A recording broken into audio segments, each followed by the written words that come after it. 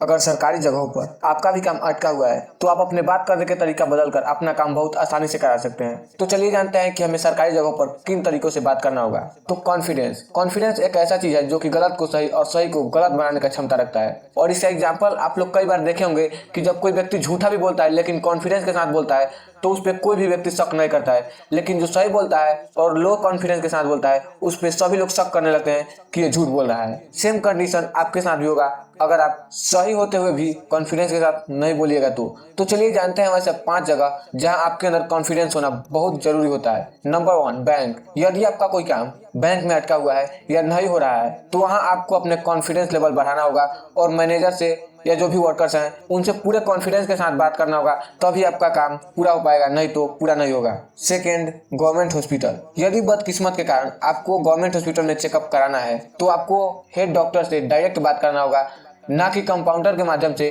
Doctor से बात करना होगा। यदि आप डायरेक्ट और कॉन्फिडेंस के साथ बात करते हैं तो डेफिनेटली हेड डॉक्टर आपको चेकअप करेगा और नहीं तो कंपाउंडर या फिर अदर कोई ही चेक करके आपको वहीं से रिटर्न कर देगा, तो वहाँ भी आपका कॉन्फिडेंस लेवल चेक किया जाएगा। और नंबर 3, कोर्ट। अब आप सोच रहे होंगे कि कोर्ट में तो वकील रहता है, फिर वहाँ हम कॉन्फिडेंस कैसे दिखा सकते हैं। तो मेरे कहने का मतलब कुछ अलग है। मान लीजिए कि आपको कोर्ट में कुछ काम है जो कि इनडायरेक्ट वे में है, आपको सिर्फ साइन और मोहर वकील का चाहिए, तो आप क्या करेंगे? या तो आप वकील को पैसा देंगे या फिर बीच में कोई दलाल होगा उसे पैसा देंगे। लेकिन इन सबसे अच्छा है आप पूरे कॉन्फिडेंस के साथ डायरेक्ट वकील से बात कीजिए, हो सकता है आपका काम फ्री में और बहुत जल्द हो जाए। Number 4, state police. वैसे तो ये लोग नाक में उंगली करके रख देते हैं, लेकिन अक्सर जब हम लोग रोड पे निकलते हैं तो ये हमारे बाइक या कार को रोकते हैं और पूछने लगते हैं कि लाइसेंस कहाँ है, हेलमेट कहाँ है, ये कहाँ है, वो कहाँ है। और फाइनली रिजल्ट ये रहता है कि हमें कुछ रिश्वत देना पड़ता है हमारे बाइक या कार को छुड़ाने के लिए। लेकिन इस सिचुएशन से कैसे निपटे? तो इस सिचुएशन से निपटने का सिर्फ एक ही आइडिया है कि आपको पूरे कॉन्फिडेंस से ऊंचे करने से बोलना होगा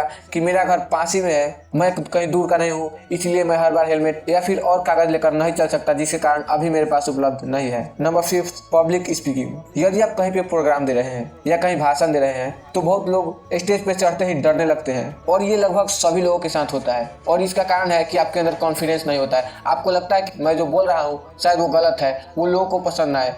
तो यदि आप इस प्रॉब्लम से निपटना चाहते हैं तो आप सिर्फ एक बात सोचिए कि मैं जो बोल रहा हूँ वो सही है और परफेक्ट है। लोगों को मेरे बात से कोई लेना देना नहीं है, लोगों के बात पर ध्यान ही नहीं दीजिए और आप बोलते चले जाइए। यदि कोई गलती भी हो जाता है तो उसे रिकरेक्शन करने का प्रयास नहीं कीजिए, लगातार बोलते रहिए, आपका स्पीच या प्रोग्राम 100% सफल रहेगा। तो आशा करता हूँ कि कॉन्फिडेंस का 5 उपयोग आपको बहुत अच्छे से समझ में आया होगा, और कॉन्फिडेंस आपके अंदर कैसे आएगा ये धीरे धीरे आपको खुद ब खुद समझ में आ जाएगा। तो बस आज के लिए इतना ही, मिलता है नेक्स्ट टाइम और ऐसे ही मोटिवेशनल वीडियोज़ के लिए हमारे चैनल को सब्सक्राइब